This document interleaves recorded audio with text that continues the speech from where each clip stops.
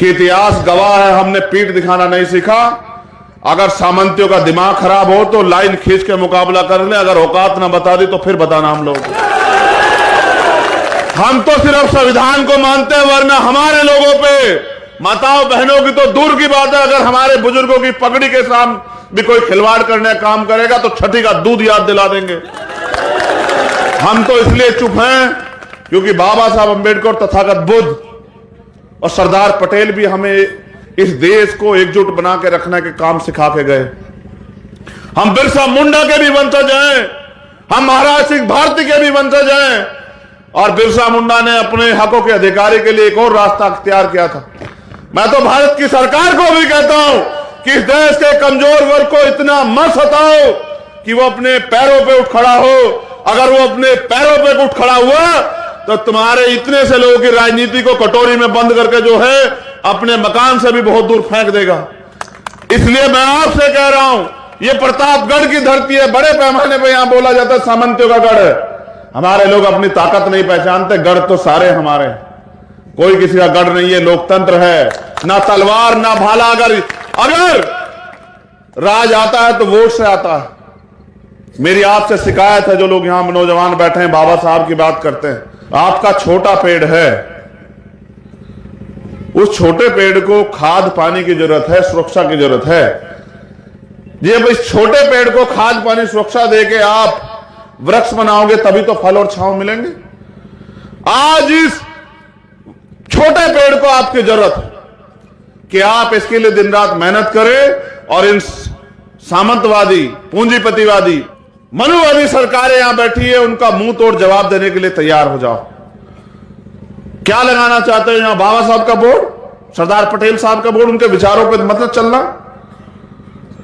जब सरदार पटेल और बाबा साहब अंबेडकर एक दूसरे को समझते थे और एक दूसरे को आगे बढ़ाने के लिए कंधे से कंधा मिलाकर लड़ रहे थे, तो उनके वंशज यहां किस बात की लड़ाई लड़ रहे हैं? तमाशा मत बनाओ कि दो लोग तुम्हारा तमाशा देखें और मजाक बनाएं और हंसे और तालियां बजाएं कि देखो हमने इनको गुलाम बना के रखा और गुलाम आपस में लड़ रहे हैं। आपकी जिम्मेदारी यह है कि मिलकर उनसे लड़ो जिन्होंने आपके अधिकार छीन रखे हैं। मैं आदरणीय एमपी साहब से वादा करता हूं कि आपको सर्वप्रथम, आपको और आपकी सरकार को यह बधाई कि आप जातिगत जनगणना करा रहे हैं बिहार में। यह बड़ा ऐतिहासिक कदम है और यह होना भी चाहिए। आपसे तो उम्मीद की जा सकती है, लेकिन मैं फिर आपसे कह रहा हूं कि आप इस आंदोलन को तैयार करके आवाज दो। भीम आर्मी का के कार्यकर्ता जो है जातिगत जनगणना हो, इस आंदोलन के लिए अपने प्राणों का बलिदान देने से भी पीछे नहीं हटेगा। मेरा यह वादा है आप लोगों से। ये लड़ाई इस देश में शोषितों को शासक बनाने की लड़ाई है और मेरे कंधों पे बड़ी जिम्मेदारी। आज मैं यहां अगर खड़ा हूं तो आप लोगों की देन है, लेकिन मैं आपसे पूछता हूं कि मुझसे क्या उम्मीद करते हो कि ये फाइलें मेरे हाथ में पकड़ाते रहो और मैं अधिकारियों को फोन करता रहूं? ये लोकतंत्र है, आपके हाथ में ताकत है। आपको तय करना है कि आपको आर.के. वर्मा चाहिए या वो सामंती चाहिए जो आपकी बहन बेटियों की तरफ गलत निगाह से देखना है। आपके फैसला ये आपको आज लेना पड़ेगा। किनके लिए तालियां बजाते हैं? 69,000 शिक्षक भर्ती होती है, 18,000 पद खा जाते हैं और तमाम नेता चुप रहते हैं, दलित पिछड़ों के अधिकार छिन जाते हैं। आज चिन्हित करके माइनॉरिटी के लोगों पे जो है बुलडोजर चलाया जाता है और सब लोग चुप है।